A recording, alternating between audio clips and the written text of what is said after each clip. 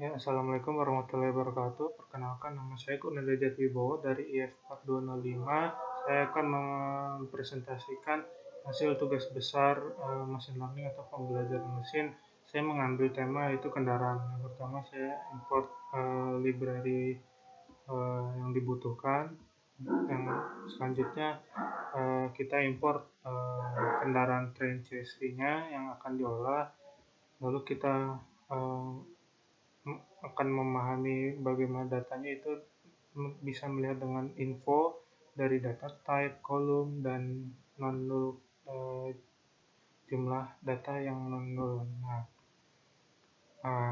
lalu kita masuk ke preprocessing dan eksplorasi. Di sini saya mengubah data type objek menjadi float dan memecah menjadi beberapa kolom.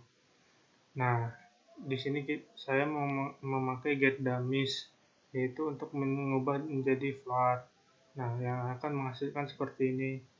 Jadi, umur kendaraan yang 1 sampai 2 tahun, kurang dari 1 tahun, dan lebih dari 2 tahun. Jadi, ini akan bernilai 1 jika dia true atau benar, dan selebihnya akan bernilai 0 ataupun false. Nah, begitu juga dengan kendaraan rusak pernah atau kendaraan rusak tidak. Jadi, apakah dia pernah rusak? Jika tidak, dia makan 0. Jika dia rusak tidaknya, berarti tidak pernah rusak, ya itu berarti nilainya 1. Itu juga sebaliknya. Nah, di sini saya lanjutkan menggunakan correlation heat map ataupun korelasi antar kolom. Nah, di sini bisa kita lihat di mana jika nilainya mendekati 1, itu akan nilainya semakin kuat ataupun korelasinya semakin kuat. Bisa kita contohkan di sini, misalkan 0,79 sudah asuransi berkorelasi dengan kendaraan rusak tidak. Nah, terus misalkan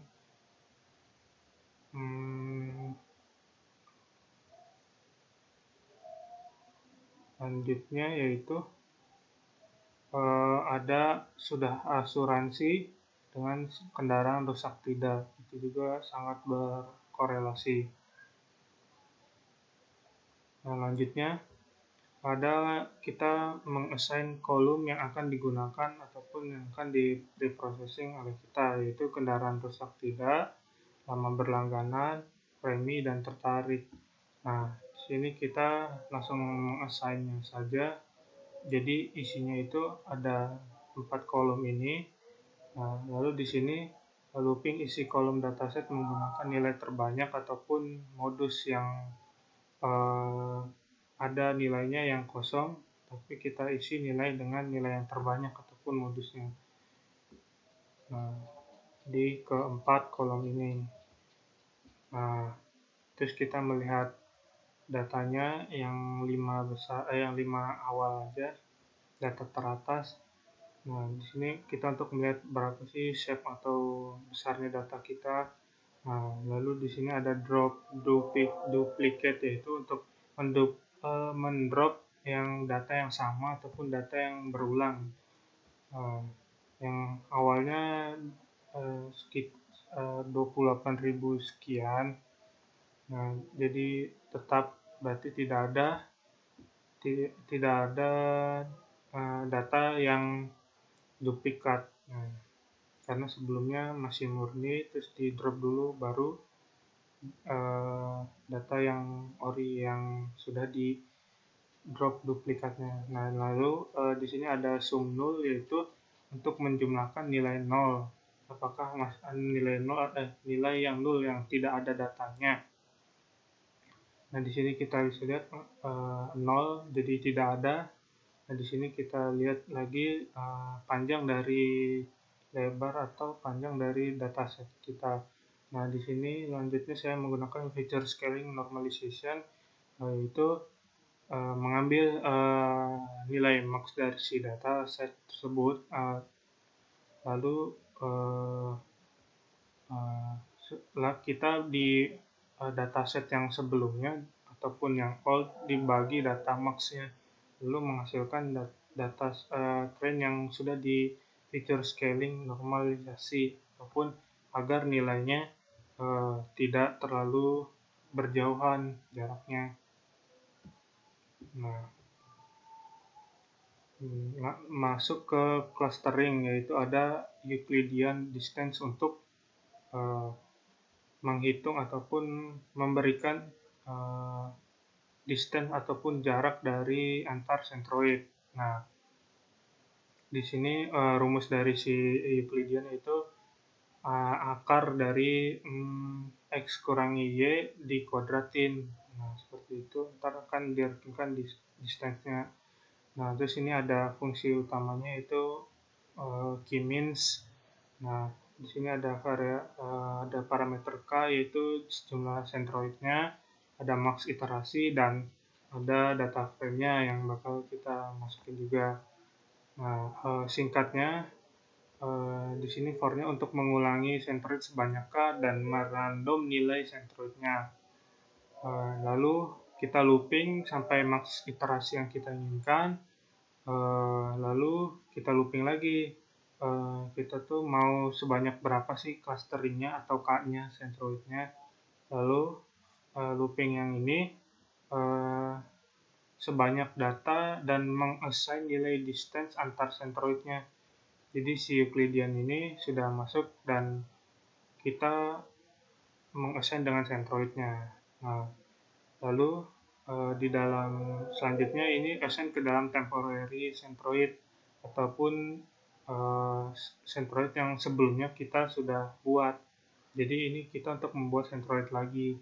Nah, di sini kita membuat centroid baru, yaitu dictionary central. Nah, lalu kita melooping sebanyak cluster dan dengan mengassign sebanyak rata-rata dari cluster. Jadi di sini kita tidak hanya memberikan distance antar centroid, namun kita juga merata-ratakan dari jaraknya, sebagaimana nama K-means, yaitu rata-rata dari distance-nya. Nah, lalu yang ini loop-nya untuk membuat centroid baru dengan mengassign temporary centroid ke old, jadi yang sebelumnya. Terus kita membuat centroid baru dengan current centroid. Nah, lalu di akhir kita mereturnkan centroidnya dan clusternya. Nah, di sini kita masuk ke nilai centroidnya, kita mulai membuat modelnya dan max iterasinya mau berapa. Di sini saya menggunakan 2 dan 6. Lalu ada yang pertama-tama mengubah data ke array NumPy. Nah, lalu masukkan kepada variabel centro dan cluster. Nah, di mana isinya itu K-means, yaitu K, max iter, dan data frame kita. Nah, lalu kita membuat data train array yang kosong. Nah, di dalam data train yang kosong ini, kita melooping sebanyak objek ataupun dari si clusternya itu. Nah, lalu yang looping kedua ini berfungsi untuk mengget atau mengambil kunci tersebut. Nah, lalu setelah di looping dataset trainnya ini, kita append si centroidnya itu. Nah, di sini ada sesuai dengan yang mau kita pakai si kolomnya. Di sini ada 3 dan beserta key-nya atau kuncinya. Nah,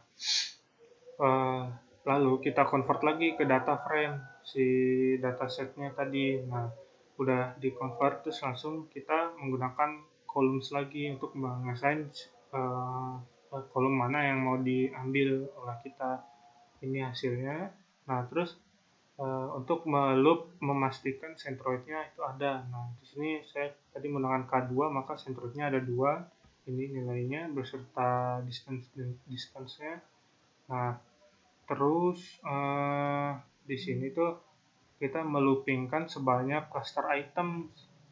Nah, tapi dalam bentuk dictionary. Nah, di sini juga kita memiliki kolom. Nah, kolomnya ini nanti akan diisi di append si cluster-clusternya. Jadi si panjang tes kolomnya ini akan di-append oleh kolom call, variable call. Nah, di cluster di looping sebanyak range-nya len call, panjang si kolom tesnya. Nah, sudah begitu menghasilkan series.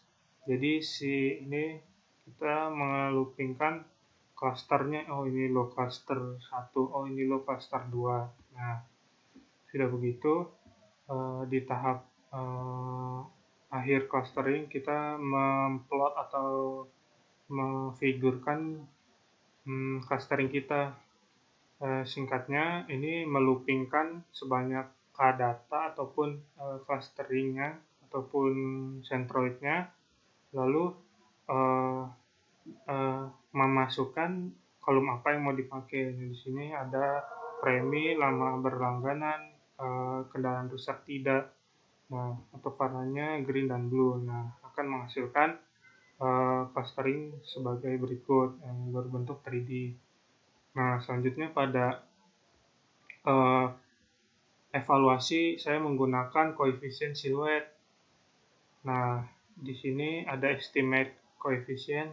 Ini tuh angka dari observasinya atau poinnya dalam bentuk sampai. Nah, terus dirata-ratain dari X dan Y vektornya, terus dikalkulasi cross deviasi dan deviasi dari X-nya. Nah, seperti ini. Lalu kita mengkalkulasi lagi regresi siluet koefisiennya sebagai berikut. Kita mereturnkan B0 dan B1 untuk X dan Y-nya. Nah, kita membuat prosedur main yang dimana isinya yaitu kolom mana yang mau diobservasi. Nah, kita lihat di sini ada lama berlangganan dan premi. Nah, kita masukkan ke dalam fungsinya X dan Y. Nah, ini akan mengoutputkan pada main program yaitu ada 0,05 sekian, yang artinya cukup bagus karena range-nya itu dari -1 sampai 1. Nah, kalau mendekati 1 itu yang bagus. Nah, selanjutnya pada eksperimen kedua sebetulnya saya sama saja, hanya yang membedakan pada ini penggunaan kolomnya yang dibedakan. Untuk teknik dari preprocessing ataupun cleaning data sama. Seperti ini duplicate drop, terus is null sama. Nah, masuk ke sini. Nah, di sini saya menggunakan sudah asuransi, premi, lama berlangganan, cluster. Jadi dibedakan dari modelnya, dan ini max iterasinya saya mencoba lebih dalam lagi untuk mengiterasi k-means-nya. Nah, ini menghasilkan centroid sudah. Lalu, nah sama seperti tadi kita plot, nah menghasilkan seperti ini. Nah, lalu kita cek siluet koefisiennya, di mana nilai koefisiennya di sini lebih besar yaitu 0,998. Jadi akurasinya hampir mendekati 1 dan nilai koefisiennya sangat baik dan sangat bagus ketimbang dari model yang pertama atau eksperimen pertama saya tadi. Nah, untuk yang akhirnya saya mengeksporkan dataset trennya dalam bentuk eksperimen 1 dan eksperimen 2. Oke, sekian dari saya, kurang lebihnya mohon maaf. Wabillahi taufiq wal hidayah. Wassalamualaikum warahmatullahi wabarakatuh.